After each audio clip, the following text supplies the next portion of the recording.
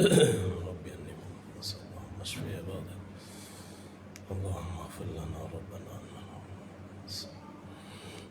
السلام علیکم ورحمۃ اللہ وبرکاتہ۔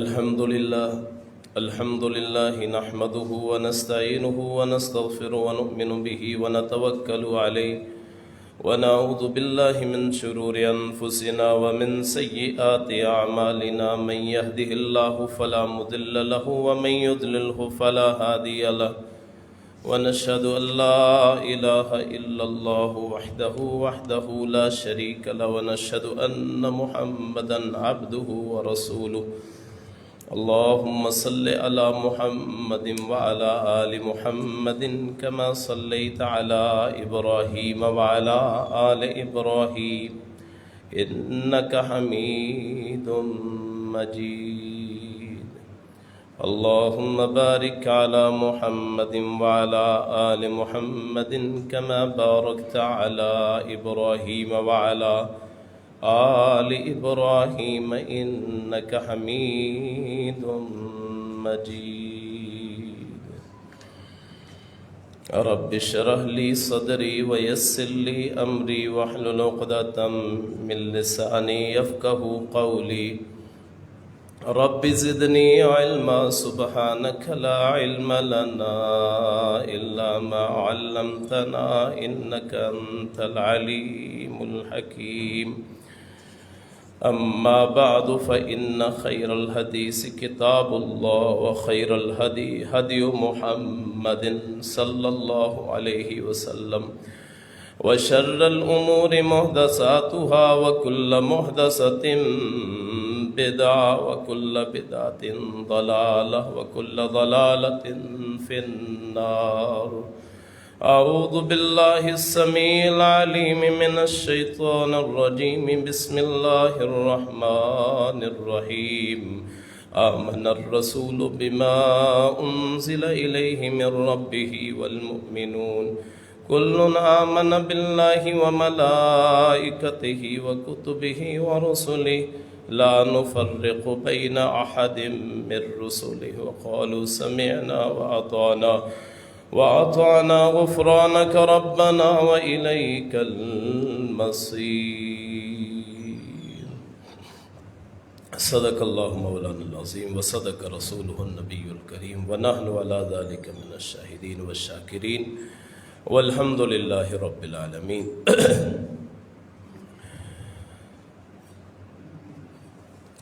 حاضرین، سامعین، سننے والی ماؤں بہنوں،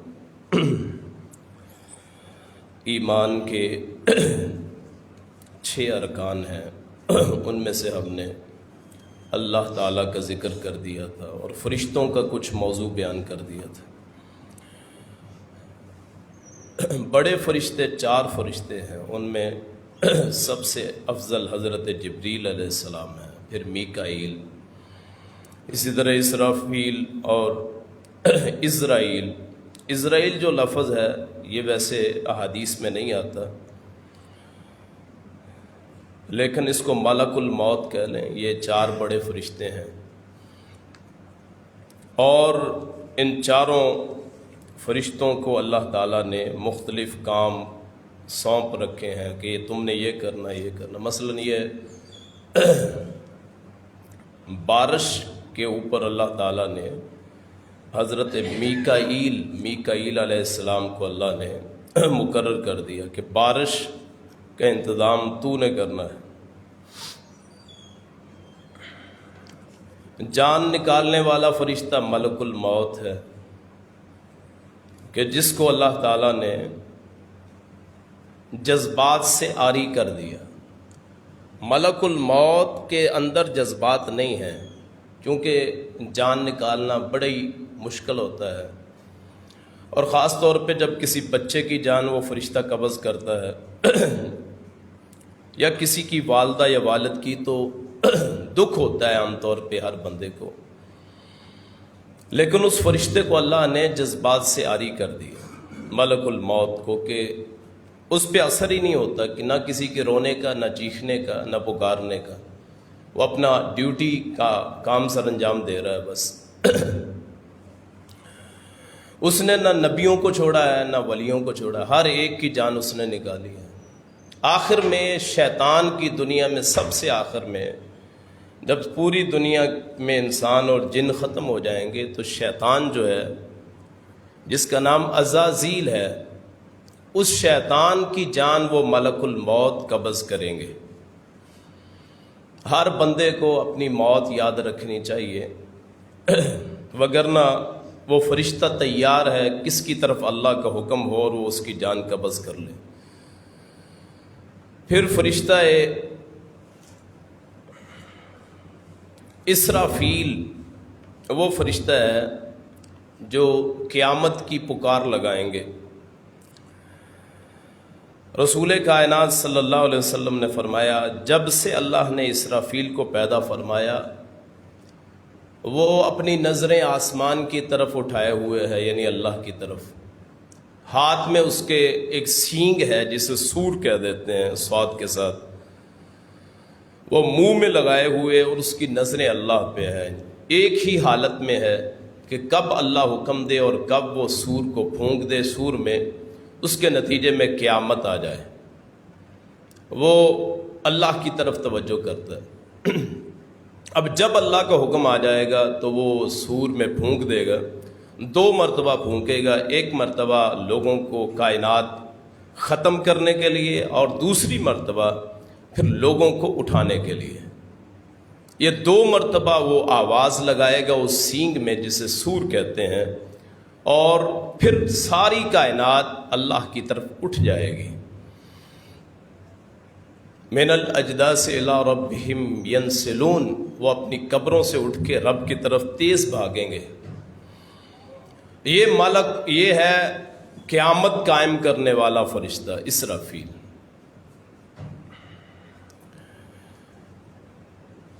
اب باری آتی ہے کتابوں پہ ایمان کی۔ کتابیں مشہور 4 کتابیں ہیں،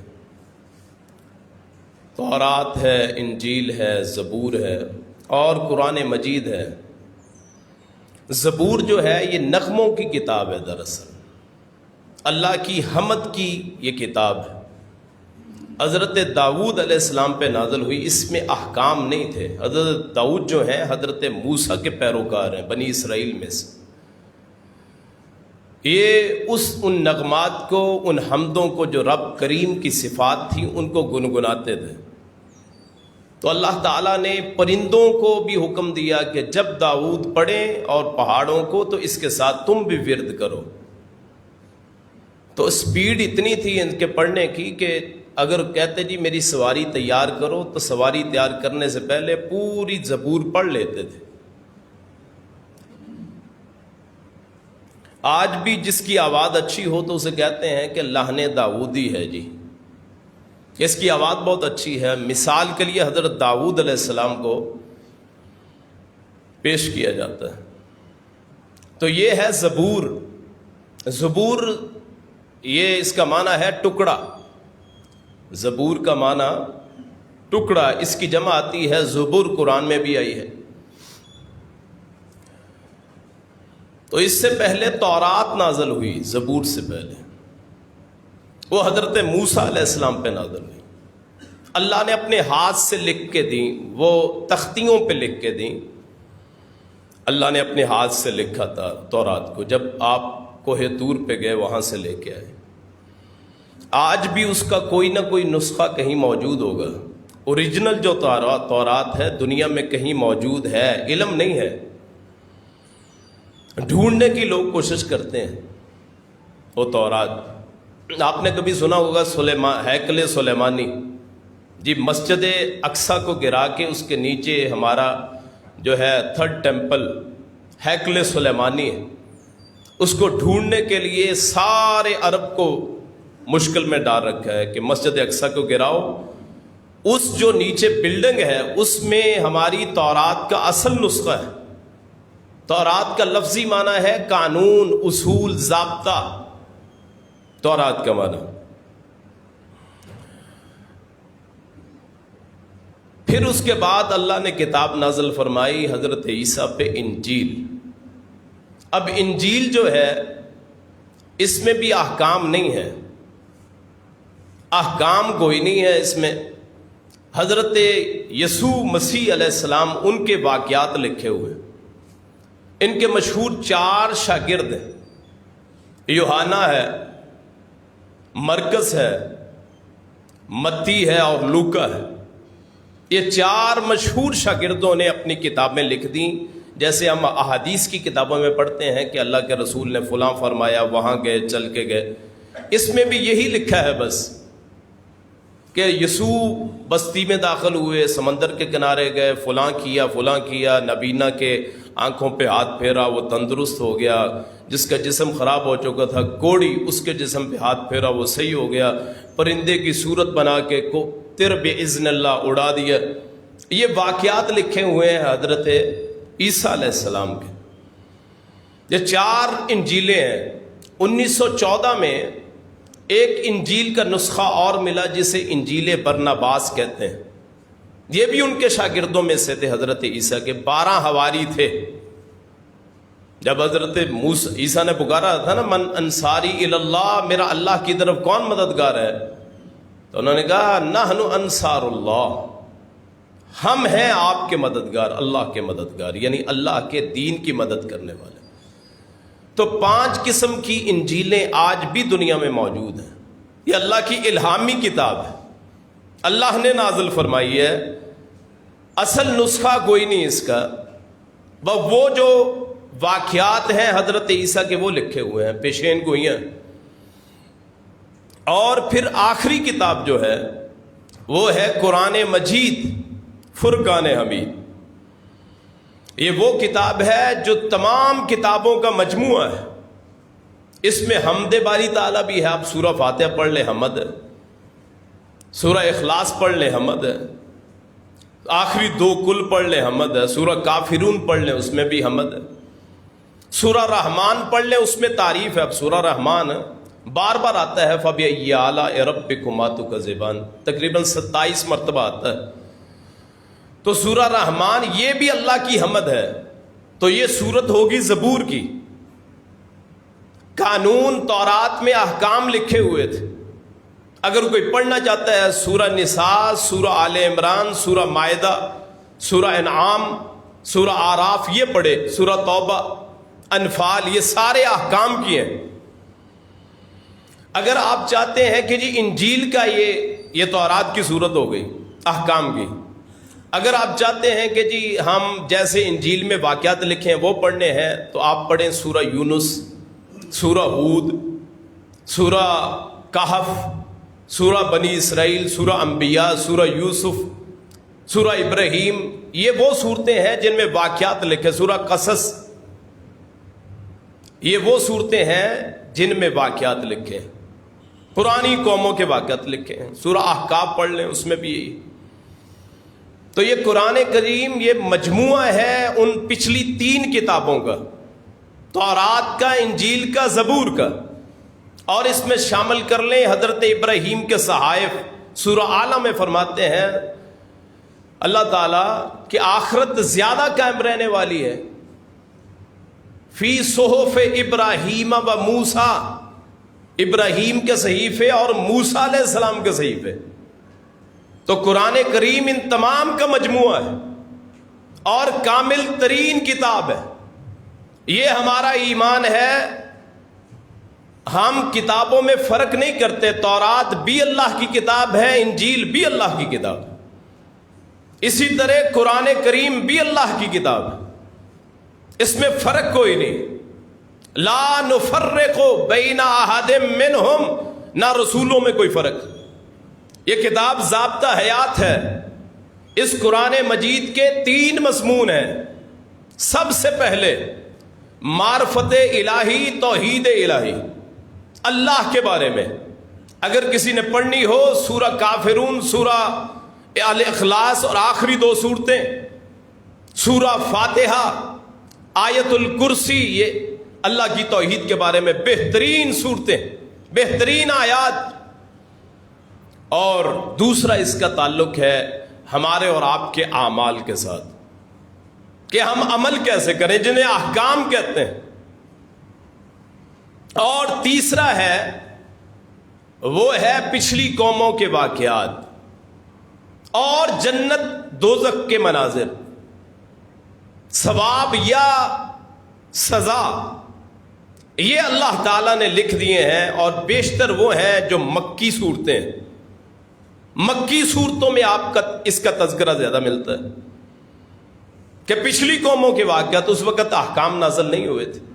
تو قرآن کریم مجموعہ ہے عقائد کا، معاملات کا اور پچھلی قوموں کے احوال کا، جنت دوزخ کا۔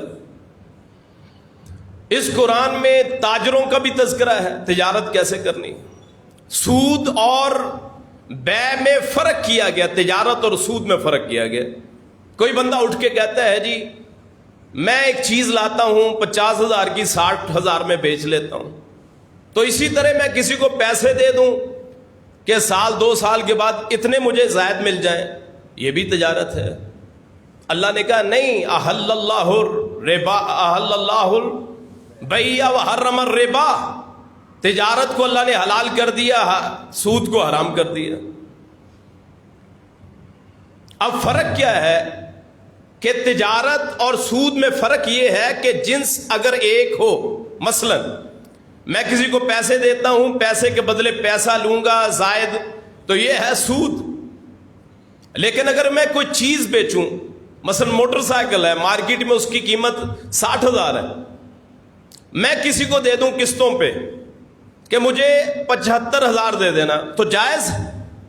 15,000 زائد لیا، لیکن کیا اس کو موقع بھی دے دیا چلانے کا، جنس مختلف ہو گئی۔ قرآن کریم کے احکام یہی ہیں، نقد ادھار میں فرق ہوتا ہے، ایک چیز نقد میں کم قیمت میں ملے گی، ادھار میں زیادہ قیمت میں ملے گی، یہ جائز ہے، گناہ نہیں ہے۔ موٹر سائیکل آپ قسطوں پہ نکلوا لیں، گاڑیاں گھر بنوا لیں، چیزیں خرید لیں قسطوں پہ، چونکہ ان کی جنس بدل گئی، اب مکان کی جنس اور ہے، پیسے کی جنس، موٹر سائیکل کی جنس اور ہے، روپے کی جنس اور ہے، اسے سود نہیں کہیں گے۔ تو قرآن کریم نے احکام بیان کر دیے، یہ میرے اور آپ کے لیے۔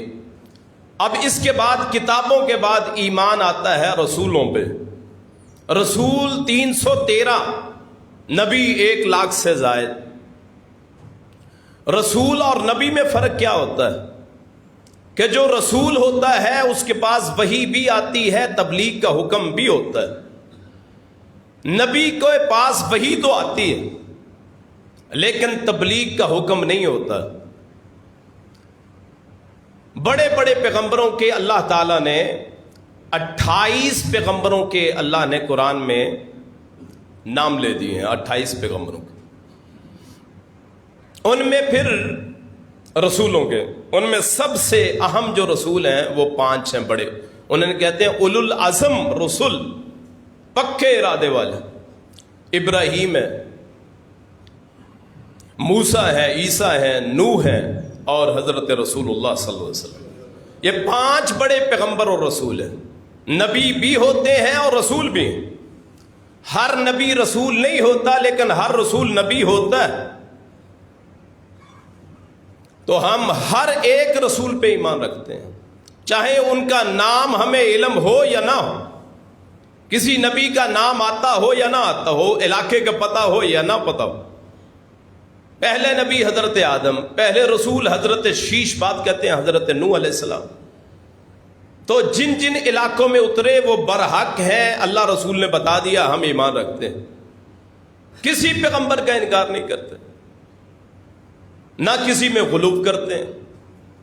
جیسے عیسائیوں نے بڑھا دیا حضرت عیسیٰ کو علیہ السلام، انہوں نے حضرت عیسیٰ کو ان کی شان سے بڑھا دیا۔ مثلا وہ کہتے ہیں جی حضرت عیسیٰ کو سولی دے دی گئی تو ہمارے گناہ معاف ہو گئے۔ پہلی بات ہے سولی نہیں ہوئی، وَلَكِنْ شُبِّهَ لَهُمْ مَا قَتَلُوهُ وَمَا صَلَبُوهُ، نہ قتل کیا نہ پھانسی پہ چڑھایا، وَلَكِنْ شُبِّهَ لَهُمْ، لیکن تشبیہ پڑ گئی، مشابہت پڑ گئی۔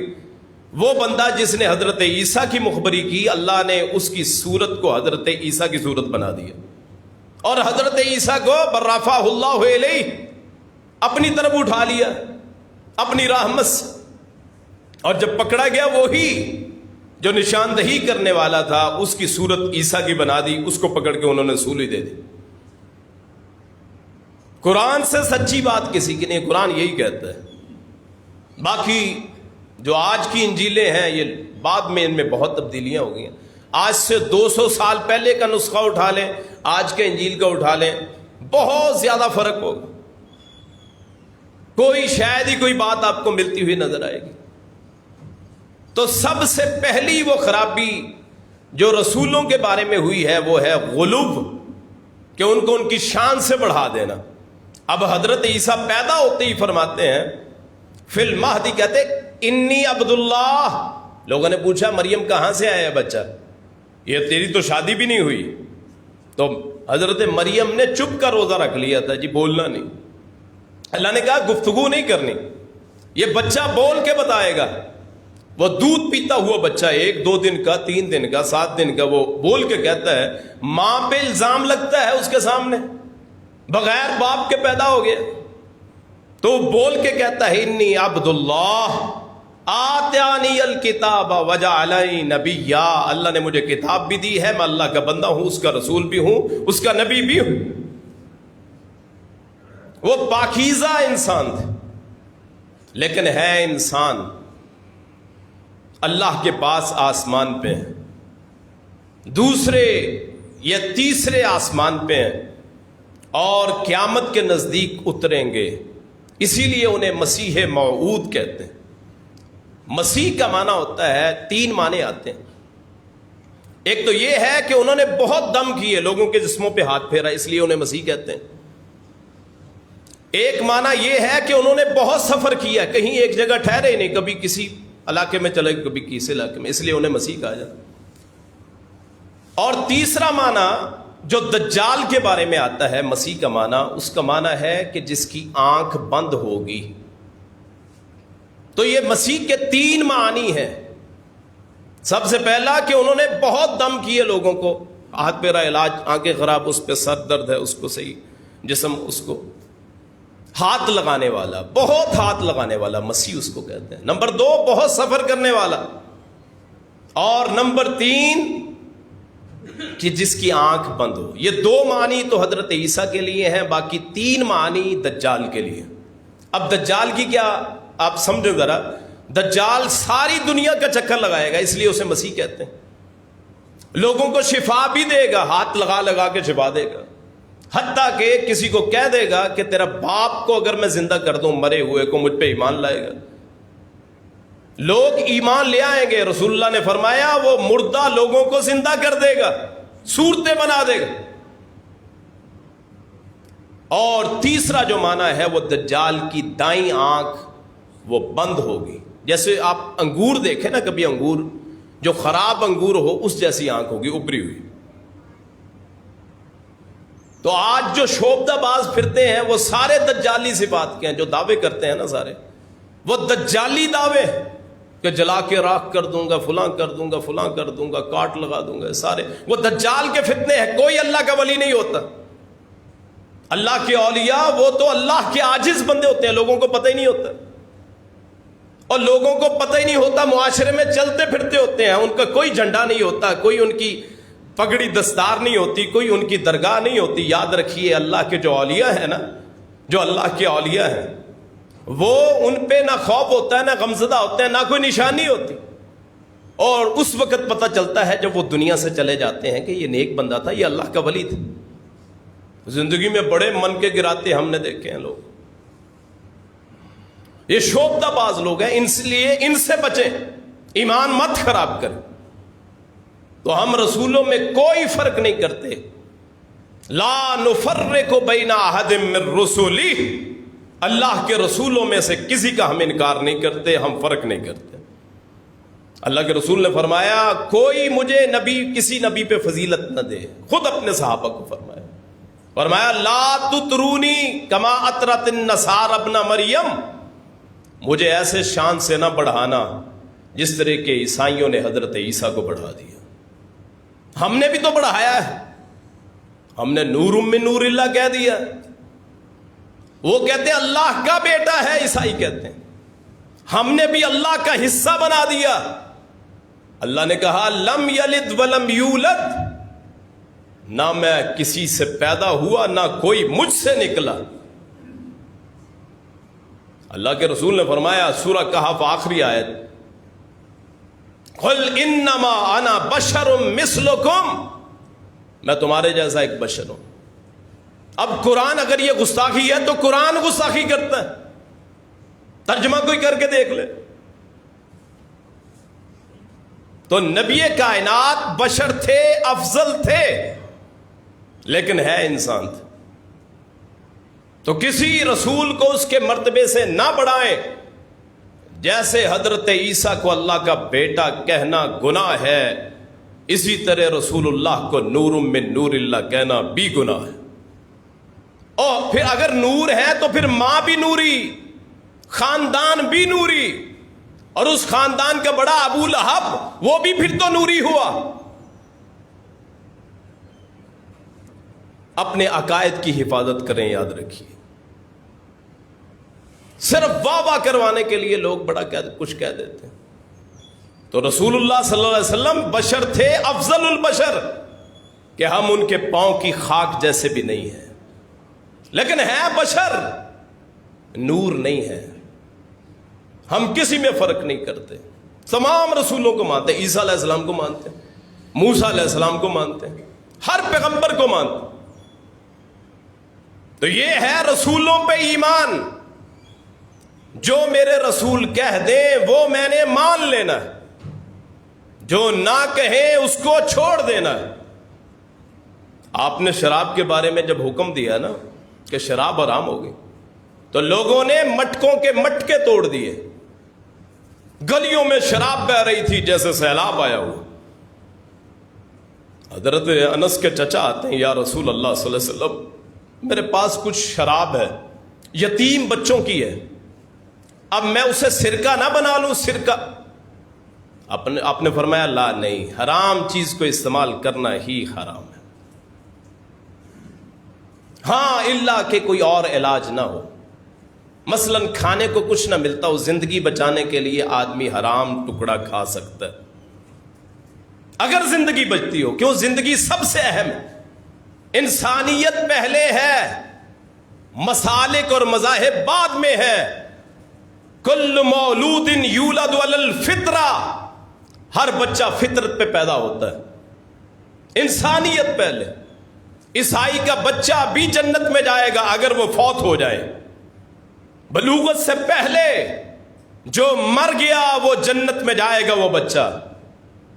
بعض کہتے ہیں ایک آراف مقام ہے, آراف, جنت اور دوزخ کے درمیان, وہاں تمام بچے ہوں گے عیسائیوں کے, یہودیوں کے, ہندوؤں کے, سکھوں کے.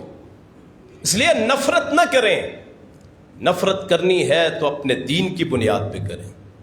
بالغ آدمی پہ دین فرض ہوتا ہے, نابالغ پہ فرض نہیں ہوتا. چاہے اس نے ماتھے پہ وہ نشان لگایا ہو ہندوؤں کا بچہ ہے, اگر بالغ نہیں ہے اسے اس وجہ سے برا نہیں کہیں گے کہ وہ ہندو ہے. کیوں؟ وہ بڑا ہوگا, عقل آئے گا, عقل آئے گی, شعور آئے گا, پھر اسے تبلیغ کرے, واز کرے. تو رسول جو ہیں یہ اللہ تعالیٰ کے بھیجے ہوئے ہیں, مرسل ہیں, ان کی اتباع واجب ہے. اگر پچھلی امتوں میں اچھی بات ملے, قرآن اس کی تائید کرے, تو ہم اس کو مانتے ہیں. اگر رسول اللہ مثلا پچھلی امتوں میں 2 سگی بہنوں سے ایک وقت میں نکاح جائز تھا, حضرت یعقوب کے گھر میں 2 سگی بہنیں, تو اس وقت جائز تھا. اللہ کے رسول نے منع فرما دیا. قرآن کہتا ان تجمعوا بین اختین, یہ بھی حرام ہے کہ 2 بہنوں سے نکاح کر لو. قرآن نے حرام کر دیا ہے, دین نے حرام کر دیا, رسول نے حرام کر لیا, ہم نے مان لیا. اب روزہ پہلی قوموں میں تھا, اس رسول نے بھی روزہ رکھا, ہم نے بھی رکھ لیا صلی اللہ ہو. نماز ان میں بھی تھی, نماز شروع میں ہم میں بھی 2 نمازیں تھیں, صبح اور شام کی. سبحوا بکرۃ و اصیلا, پھر بعد میں 5 نمازیں آ گئیں. ہم نے ہر اس چیز کو مانا جو پچھلی امتوں میں تھی اور اللہ کے رسول نے اس کو زندہ رکھا, اس کو حکم دے دیا. اب اس کے بعد باری آتی ہے جو سب سے نازک معاملہ ہے, تقدیر. کہ تقدیر کیا ہے؟ بہت احباب گمراہ ہو جاتے ہیں تقدیر کے مسئلے میں کہ جی ایک بندہ اللہ نے جب لکھ دیا کہ بے نمازی ہے تو اس میں بندے کا کیا قصور ہے؟ لکھ دیا کہ اس نے قتل کرنا ہے تو بندے کا کیا قصور ہے؟ ابو بکر صدیق کے بارے میں لکھ دیا کہ اس نے سچ بولنا ہے تو صدیق اس کا کیا اس میں اچھائی ہے؟ لوگوں کے ذہن میں آتا ہے. اب میرے بارے میں اللہ نے مثلا لکھ دیا ہے کہ میں نے واز کرنا ہے تو مجھ میں اچھائی کیا ہے؟ ایک کافر کو کفر دے دیا, اللہ نے لکھ دیا اس نے کافر بننا ہے, تو ظاہر اللہ نے لکھا, اب اور کچھ ہو ہی نہیں سکتا. نہیں میرے بھائی, تقدیر کا یہ معنی نہیں ہے. پیدا کرنے میں, مارنے میں, صحت دینے میں, بیمار کرنے میں اللہ نے لکھ دیا ہے کب پیدا ہونا ہے, کب مرنا ہے اور کیا کمانا ہے. لیکن جو اعمال ہوتے ہیں ان میں بندے کو اختیار دے دیا. نماز پڑھو آپ کے اختیار میں, نہ پڑھو آپ کے اختیار میں, نیکی میرے اختیار میں, بدی میرے اختیار میں. اب آپ نے کبھی کسی کو دیکھا ہے کہ اللہ نے کسی کو پکڑ کے مسجد میں کھڑا کر دیا؟ اور نہیں. لِيَبْلُوَكُمْ أَيُّكُمْ أَحْسَنُ عَمَلًا. تقدیر کا مطلب یہ ہے کہ آدمی اعمال میں آزاد ہے. کوئی آدمی گالیاں دے دے, کوئی قرآن پڑھ لے, کوئی نیکی کر لے, ذکر الہی کر لے, کو برا بلا کہہ لے, کوئی حرام کمائی کھائے, کوئی حلال کمائی کھائے. یہ ایسے ہی ہے کہ آپ کمرہ امتحان میں بیٹھے ہیں, کاغذ آپ کے پاس ہے, قلم آپ کے پاس ہے, ممتحن آپ کو روکتا نہیں ہے, جو مرضی لکھ دو, نمبر اس نے اپنی مرضی کے دینے. ہاں اگر اللہ نے کسی کو معذور پیدا کر دیا مثلاً اس کے پیدائش میں, تو اللہ نے پھر اس کو مرفوع القلم بھی بنا دیا ہے. اب ایک آدمی پاگل ہے, دماغ ٹھیک نہیں ہے, کل قیامت کے دن اللہ تعالیٰ اس سے حساب نہیں لے گا. اب کھڑے ہو کے نماز پڑھنے کا دوہرا اجر ہے, بیٹھ کے نصف اجر ہے. ایک بندے کی ٹانگیں نہیں ہیں, معذور ہے, تو اس کو دوہرا اجر اس کو بھی ملے گا. بعض لوگ وضو کرتے ہیں, وضو ٹوٹ جاتا ہے, قائم نہیں رہتا. یہ تقدیر جو ہے نا ہمارے اعمال کے ساتھ نہیں ہے, تقدیر ہے ہمارے پیدا کرنے کے ساتھ. اگر ہم یہ سمجھتے ہیں کہ اس بندے کو اللہ نے آنکھیں نہیں دی یا دی تھی پھر لے لی, تو اللہ اس کے بدلے میں اسے جنت بھی عطا کرے گا. اللہ ظلم نہیں کرتا. ان اللہ لا یظلم الناس شیئا, اللہ لوگوں پہ ذرا بھی ظلم نہیں کرتا. وَلَٰكِنْ كَانُوا أَنفُسَهُمْ يَظْلِمُونَ, لیکن وہ اپنی جانوں پہ خود ظلم کرتے ہیں. اس لیے تقدیر کو الزام نہ دیں کہ جی میں اگر میری تقدیر میں لکھ دیا اللہ تعالیٰ نے تو پھر اسی لیے میں چوری کرتا ہوں. نہیں میرے بھائی, یہ تیرا دل سیاہ ہو چکا ہے جو اللہ سے ڈرتا نہیں ہے, جس کی وجہ سے تو گناہ کرتا ہے. اللہ تو کہتا ہے چوری نہ کرو. جب آپ مدینہ طیبہ میں اور صلح حدیبیہ کے موقع پہ واپس آئے نا, تو کچھ عورتیں آ گئیں وہاں سے, مکے سے, جو پیچھے رہ گئی تھیں. تو ان سے پھر آپ نے عہد لیا تھا کہ ہم شرک نہیں کریں گی, ہم چوری نہیں کریں گی, ہم زنا نہیں کریں گی, ہم دین پہ اپنی طاقت کے مطابق عمل کریں گے. تو اعمال میرے اور آپ کے اس کا تقدیر سے کوئی تعلق نہیں. ہاں اللہ کو علم ہے, علم ہونا اور چیز ہے, مجبور کرنا, اور علم ہونا اور چیز ہے, کسی کو مجبور کرنا. اور دو فرقے بن گئے. ایک فرقہ قدریہ, جنہوں نے کہا کہ تقدیر ہوتی ہی نہیں, اللہ کو تب علم ہوتا ہے جب بندہ کام کر لیتا ہے. یہ بھی گمراہ ہو گئے. اور جبریہ فرقہ, انہوں نے کہا کہ بندے پہ واجب ہے جو اللہ نے لکھ دیا, بس اللہ نے آگ میں پھینکنا ہے پہلے لکھ دیا. ہم کیا کہتے ہیں, مومنین کا کیا ہے تقدیر کے بارے میں خیال؟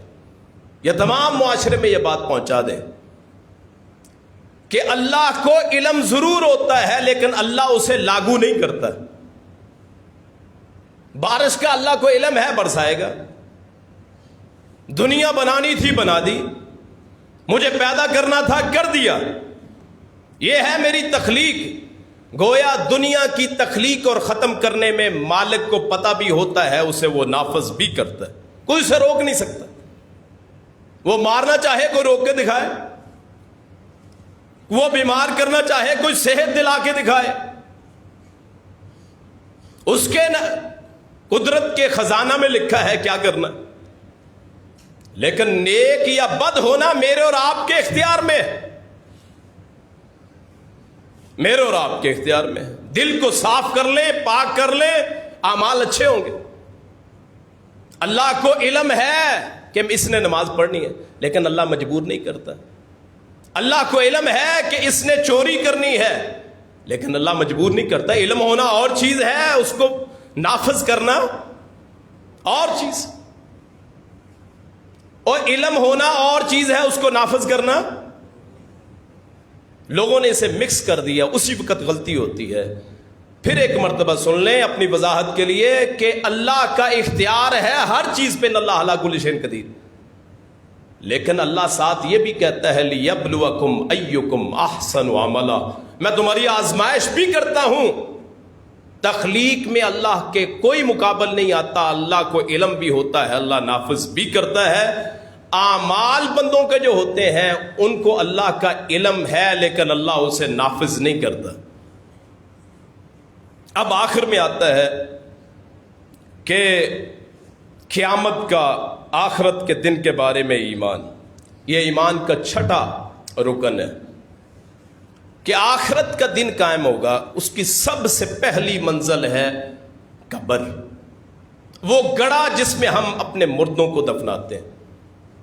وہ شک نکال لیں، سیدھا گڑھا کھود لیں یا لحد بنا لیں، ایک سائڈ پہ بنا لیں. تو ایک دن یہ سب سے پہلی سیڑھی ہے، گویا اس کا ٹرائل شروع ہو رہا ہے. وہاں سوال ہوں گے اور اس کے بعد اس کا وہیں لکھ دیا جاتا ہے کہ یہ جنتی ہے یا دوزخ. قبر میں ہی حساب ہو جاتا ہے. اور اس کی دوسری کڑی جو ہے وہ ہے حشر کا میدان، کہ حشر کے میدان میں اللہ تعالیٰ تمام کائنات کو اکٹھی کرے گا. اللہ تعالیٰ قادر ہے ہر چیز پہ، حساب لینے والا ہر چیز کا. وہاں اللہ اکٹھے کرے گا، وہاں اعمال کا حساب لے گا. یہ جو میں لفظ بول رہا ہوں کل ہو بہو یہی نقل ہوں گے. ہر بندہ اپنی کتاب لکھ رہا ہے، چاہے وہ ان پڑھ ہے یا پڑھا ہوا. اپنے اعمال خود کرتے ہیں. اپنے اعمال، نماز پڑھی لکھ دیا، نہیں پڑھی لکھ دیا، جھوٹ بولا لکھ دیا، نہیں بولا لکھ دیا. دو کرامن کاتبین، دو فرشتے لکھنے کے لیے دے دیا. نظر نہیں آتے تو اعمال کا وزن بھی کرتے ہیں. قیامت کے دن وزن ہوگا، اللہ ایک میزان قائم کرے گا. نیکی اور بدی کا اللہ تعالیٰ پھر موازنہ کرے گا. نیکیاں زیادہ جنت میں، نیکیاں کم، گناہ زیادہ دوزخ میں. سزا پوری کر کے چلا جائے گا.